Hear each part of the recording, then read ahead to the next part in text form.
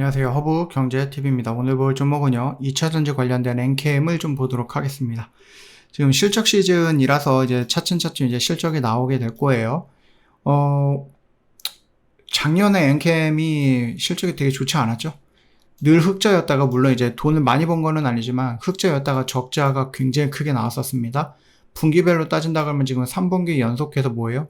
네, 적자를 보여주고 있죠. 영업이익은. 그 다음에 매출액도 계속해서 줄고 있는 모습을 보여주고 있습니다. 그래서 이번에 어떻게 될지는 모르겠지만 그렇게 막 좋게 보이지는 않네요. 여기서 갑자기 막 흑자로 전환되거나 그러지는 않을 것 같다. 일단은 뭐 하나의 크고 아름다운 법안이라고 하는 맞는지는 모르겠는데 OBBBA 이런 부분이 있는데 여기서 나왔던 이슈들 중에서 우리가 전기차 얘네들에 대한 보조금을 좀 줄인다 뭐 이런 얘기가 있죠. 이 보조금이라는 것이 소비자 보조금, 그 다음에 생산자 보조금, 그 다음에 투자자의 보증금, 이런 보조금 이렇게 좀 나눠져 있습니다. 소비자는 뭐예요? 그냥 전기차 사면은 국가가 얼마 정도 돈 주는 거 우리나라도 있죠?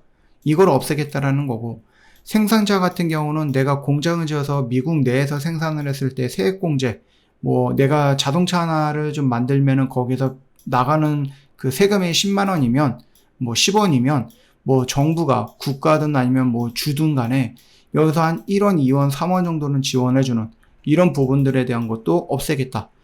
투자에 대한 부분인데 이것도 말이 많아요. 어떻게 보면 이것도 어떻게 사기로 엮어도 되지 않을까라는 생각을 하거든요. 예를 들어서 뭐 텍사스라고 할게요.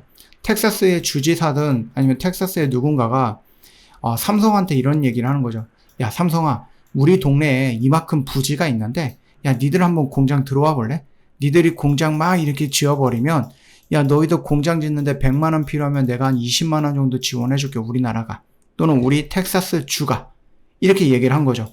그리고 너희들 공장 짓고 우리나라, 우리 지역에 있는 사람들 일자리 주면은 너희들 뭐 물건 하나 만들어서 10원이라는 세금을 낼 때 우리가 한 2원, 3원 정도는 지원을 해줄게. 이런 식으로 얘기하는 거죠. 그러면서 공장을 유치해갖고, 그러면 삼성이, 오케이, 그렇게 뭐 좋은 조건이면 내가 한번 가볼게. 그래서 공장을 막 짓고 있어. 근데 대통령이 바뀌었어. 트럼프가 바뀌었고, 법안이 바뀌었어. 그래서 텍사스가 이러는 거죠. 야, 삼성아, 미안한데, 너희들한테 줄 만한 것들 없다. 라고, 뭐 할 수도 있는 거겠죠? 이러면은 이게 사기인지 아니면 상황이 바뀐 거니까 그냥 울며 겨자 먹기로 가야 되는 건지, 이거에 대한 고민은 좀 있을 거라고 좀 봅니다. 뭐 어찌되었던 간에 이 법안이 통과가 됨으로써 2차 전지 애들은 조금 좋지 못했던 그런 결과물들이 가지고 있는 거다. 그 전에 우리가 2차 전지를 조금 더 긍정적으로 생각했던 부분이 뭐냐라고 했을 때 2차 전지는 자동차에 들어가는 거야, 전기차에 들어가는 거야 라고 했던 어떤 좀 폐쇄적인 또는 좀 막혀 있었던 그 분야가 2차 전지는 에너지 저장 장치야, 데이터 센터야, 로봇이야, 드론이야 이런 쪽으로 영역이 확장이 된 거죠. 예전에 우리가 반도체를 놓고 보면은 막 컴퓨터 이런 것들을 가장 먼저 생각을 했는데 요즘은 로봇이라든지 자율주행 자동차라든지 뭐 별의별 거에 다 들어가잖아요. 그러다 보니까 컴퓨터에 들어가는 그 영역은 좁아졌는데 다양한 영역이 늘어났기 때문에 반도체 업황은 더 확장이 됐다라고 볼 수 있는 거예요. 그게 2차 전지랑 똑같다라고 보거든요. 전기차는 컴퓨터고요. 뭐 드론이라든지 이런 것들은 결국은 뭐다? 그런 식으로 해서 영역이 확장되는 부분을 좀 긍정적으로 생각을 했기 때문에 2차 전지에도 여기서 지금 요렇게 양봉 하나 딱 튀어나오면 얘네들 추세 전환할 수 있을 것 같은데 이런 말씀을 좀 드렸죠. 근데 일단은 아직까지는 전환이라고 좀 보기는 좀 그래요. 특히 지금 실적 시즌이기는 한데요. 증권사들이 2차 전지들의 목표가를 좀 연달아서 조금 하향 조정하는 모습들이 좀 연출되고 있거든요. 뭐 수요가 둔화가 됐다, 실적 부진이다, 경쟁 심화가 됐다, 뭐 정책 불확실성이 있고 원자재 가격도 하락하는 듯 복합적인 악재가 조금 있다라고 하면서 목표 주가를 하향하고 있다라는 겁니다. 분위기가 그렇게 좋은 거는 아니거든요. 일단 뭐 삼성 SDI, LG에너지 솔루션, 뭐 포스코 퓨처엠 얘네들이 일단은 뭐 신용 등급에서는 나쁘지는 않죠. 워낙에 큰 회사인 부분이기 때문에. 근데 SK온 같은 경우는 재무 부담이 조금 있는 걸로 좀 보고 있다라고 보셔도 될 것 같습니다.